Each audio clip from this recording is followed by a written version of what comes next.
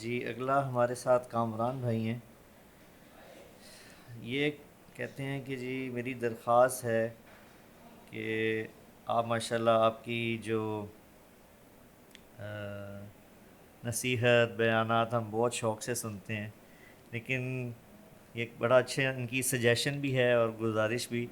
فرما رہے ہیں کہ مولانا آپ کوئی اسپیشل بچوں کے لیے ایسی اصلاحی بیان کریں جس میں آپ آج کی نسل کے مطابق اردو بولیں.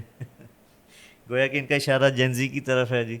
میری اردو تو بڑی سادہ ہوتی ہے. لیکن بابا میں ان کی سجیشن سے اتفاق کرتا ہوں اچھا. کہ واقعی آج کے جو ہمارے بچے ہیں وہ ان کو آپ جب اردو کا مطلب سمجھانا ہوتا ہے تو انگلش کا سہارا لینا پڑتا ہے. تو یہ واقعی آج کے جو ہیں شوق سے سنتے ہیں آپ کے بیانات بچے، لیکن یہ مسئلہ ہے کیونکہ انگلش میں تعلیم بھی ہے، سوشل میڈیا سارا انگلش میں ہے، تو آپ کی آسان اردو بھی ان کے لیے بعض الفاظ ان کے لیے مشکل ہوتے ہیں جی. تو میں تو انشاءاللہ میں تو بیٹا خود سوچ کے میں آسان لفظ لاتا ہوں کہ مجھے پتہ ہے کہ آگے جو بیٹھے ہوئے ہیں تو آج کل کی فصاحت، یہ فصاحت اسے نہیں کہتے کہ آپ عجیب و غریب الفاظ لے آؤ. فصاحت اسے کہتے ہیں کہ بات دل میں اتر جائے. آپ قرآن میں دیکھو کتنے آسان الفاظ، سبحان اللہ. یعنی جس کو ہم کہتے ہیں نا ربائی مزید فی، جی یعنی 4 حرفوں سے جو لفظ بنے وہ قرآن میں چند ہیں. سارے 3 لفظوں سے بنے جس کو ہم مجرد کہتے ہیں، ثلاثی مجرد. جی. میری کوشش ہوتی ہے، اب اس سے نیچے تو میں کر نہیں سکتا. ایک بابا یہاں پہ میں ذرا فنون ایک بات بتانا چاہوں گا آپ کے لیے بھی، ناظرین کے لیے بھی، کہ ہمارے اپنے جو بھانجے بھتیجے بچے ان کا اسکول میں بھی امتحانات چل رہے ہیں سالانہ.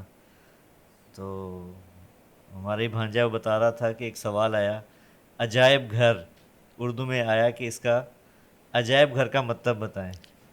تو وہ بتا رہا تھا کہ کلاس میں کسی بھی بچے کو عجائب گھر کا نہیں پتا تھا. کسی نے لکھا مینٹل ہاسپٹل، کسی نے کچھ جواب لکھا ہے. وہ بتا رہا تھا کہ 99% تقریباً جواب غلط تھا بچوں کا. تو یہ میں آپ کو بابا لطیفہ بھی ہے اور اردو کی سطح بھی بتا رہا ہوں کہ عجائب گھر کا مطلب بھی بچوں کو آج کے نہیں آتا جی. یہ تو ہمارے بیٹے پالیسی بنانے والوں کا ظلم ہے جی جی کہ بھلا کبھی کوئی قوم پرائی زبان پہ بھی ترقی کرتی ہے. یہ غلامی ہے. انڈیا، پاکستان، بنگلہ دیش، یہ سب غلامی سے نہیں نکلا. آج تک ہمارے عدالتوں کی لینگویج انگریزی ہے. بتاؤ، چائنا نے انگریزی سیکھی ہے، جاپان نے انگریزی سیکھی ہے، تائیوان نے، کوریا نے انگریزی سیکھی. اپنی زبان میں بچوں کو ماہر کرنا چاہیے.